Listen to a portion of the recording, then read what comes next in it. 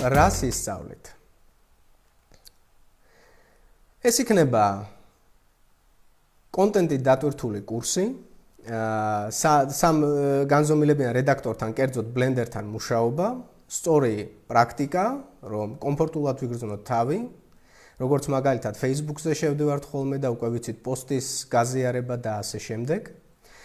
სამგანზომილებიანი მოდელირების პრინციპები, ფორმების გაცნობიერება, რაზე არის დამყარებული საერთოდ, სხვადასხვა ტიპის გეომეტრიის წარმოდგენა და ვიზუალიზაცია, მაგალითად ეს ობიექტი მაგალითად მყარი ზედაპირისაა, თუ ეს არის რბილი ზედაპირი, მაგალითად ის მრუდი არის თუ ასე ვთქვათ პოლიგონალურია და ასე შემდეგ. ფიზიკურად რენდერირებული მატერიალები, რაც ითვალისწინებს მატერიალის ფიზიკურად სწორად რეალურ დროში რენდერს, წარმოჩენას, მაგალითად ხე, რომ ის არის მაგალითად არა არეკლადის სხეული, ის არის მეტალიკის და ასე შემდეგ, ამ საფუძვლებს გავივლით. ასევე ტექსტურირების პრინციპებს გავივლით, რაც მოიცავს UV პროექციების საფუძვლებს, ჩვენ ვისწავლით თუ როგორ ეგრეთ წოდებულად გავაძროთ ტყავი ჩვენს ობიექტს იმისათვის, რომ ტექსტურად დავხატოთ ზემოდან და შემდეგ ის შევკრათ, როგორც სამგანზომილებიანი პროდუქტი. ფორმებისა და სცენების რედაქტირება, მაგალითად ერთი სცენიდან მეორე სცენაში ობიექტის გადატანა, ან უბრალოდ სცენის მოწყობა სხვადასხვა ფენებზე, რომ მაგალითად იყოს ჯერ ავეჯი, მერე იყოს თქვათ კედლები და ასე შემდეგ. რენდერინგის ალგორითმები ციკლებსა და რეალურ დროში.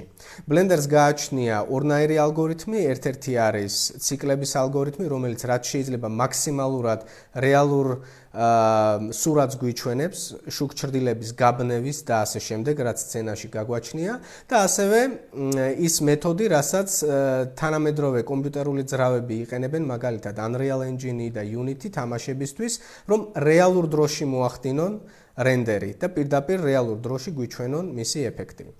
შუქჩრდილებისა და პოსტ-პროცესინგის კონცეფცია, ეს არის დაცემული ჩრდილები, არეკლილი ჩრდილები, პოსტ-პროცესინგში გადის მაგალითად დაბურვა, ლინზის ეფექტები და ასე შემდეგ და ასევე მოვიხშველიებთ Photoshop-ს როგორც დამხმარე პროგრამას, რაც დაგვეხმარება ტექსტურირებაში პრაქტიკის დროს.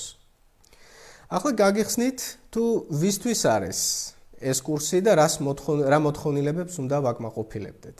სასურველია ინგლისურის ცოდნა მინიმუმ B1 დონეზე, A2-ც ასე ვთქვათ საკმარისია იმ შემთხვევაში თუ თავს კომფორტულად გრძნობთ ტექნიკური ტერმინების კითხვისას. მაგალითად ჩვენ თუ რაღაცა დამატებით ინფორმაციის მოძიება გვსურს, ინგლისურის B1 დონე საშუალებას მოგცემს, რომ პირდაპირ ბლენდერის დოკუმენტაციაზე შევიდეთ და ინგლისურად წავიკითხოთ ესა თუ ის მაგალითი, ან ესა თუ ის ფუნქცია კიდევ უფრო დაწვრილებით როგორ მუშაობს.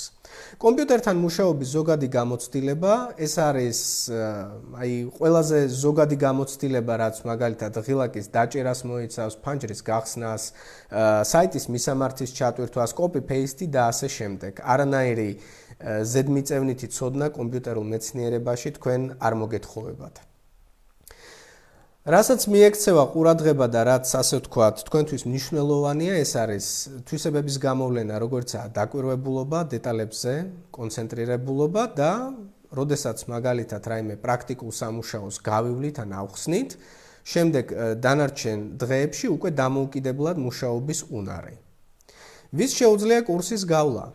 ნებისმიერ დამწყებ ადამიანს, ვისაც სურს სამგანზომილებიანი გრაფიკის შესწავლა, გაინტერესებთ, თქვენი ამბიცია იყო, ოცნება იყო, გინდოდათ სამგანზომილებიან გრაფიკაში მუშაობა, მაშინ ეს კურსი თქვენთვისაა.